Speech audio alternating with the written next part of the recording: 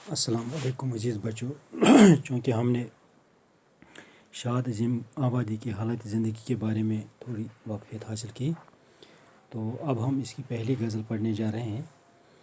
गज़ल में कुछ मुश्किल अल्फाज जो हैं उनके मानी इस तरह हैं।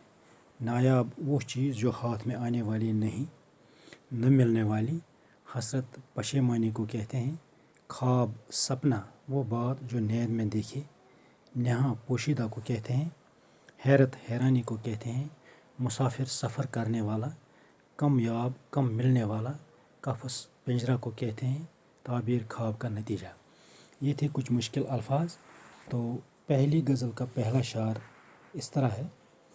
ढूंढोगे अगर मुल्कों मुल्कों, मिलने के नहीं नायाब हैं हम। ताबीर है जिसकी हसरत व गम, ऐ हम नफ्सो वो ख्वाब हैं हम। शाद अपनी हस्ती ज़ाहिर करते हुए कहते हैं, मैं वो हस्ती हूँ, अगर तुम तमाम दुनिया में मुझे ढूंढोगे तो मैं मिलने वाला, दस्तयाब होने वाला नहीं हूँ। शायर इंसान की हस्ती की तरफ इशारा करता है कि इंसान की शान मसजूद मलाइका की है। तो दूसरा शार है, ऐ दर्द बताओ कुछ तो ही बताओ, अब तक के मैमा हाल न हुआ। हम सब में दिल है बेताब नहा, या आफ दिल बेताब हैं हम। शाद कहते हैं, ऐ दर्द दिल, ये मसला आज तक हल न हुआ।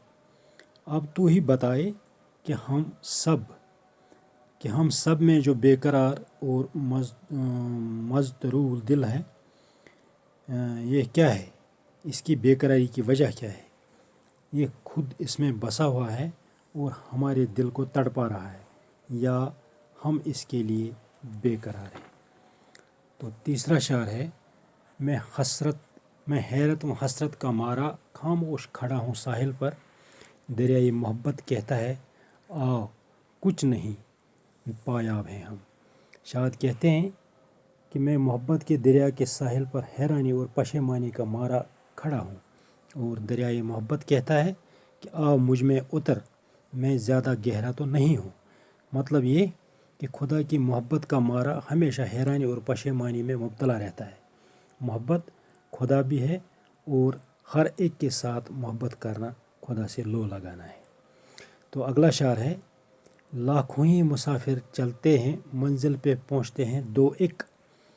ऐ अहले ज़माना कदर करो, नायाब न हूँ कम याब हैं हम। शायर कहता है कि इस दुनिया में लाखों लोग जो मुसाफिर की तरह यहाँ ज़िंदगी गुजारते हैं और आने जाने का अमल जारी रहता है, मगर ख़ास कोई खुदा शनास बनकर मंजिल मकसूद तक पहुँचता है। इसीलिए ज़माने के लोगों की तरफ मुखातिब होकर कहता है कि वक्त की कदर करो, मेरी बात पर अमल करो, क्योंकि हम कम मिलने वाले हैं। तो अगला शार जो है आखिरी शार, मुर्गानी कफ़स को फूलों ने ऐ शाद ये कहला भेजा। आ जाओ जो तुमको आना है, ऐसे में अभी शादाब हैं हम। मुर्गानी कफ़स वो परिंदे जो पिंजरे में बंद है, यानी इंसान की रूह जो इस वजूद में मौजूद है। फूल पैगंबर को कहते हैं। शाद कहते हैं कि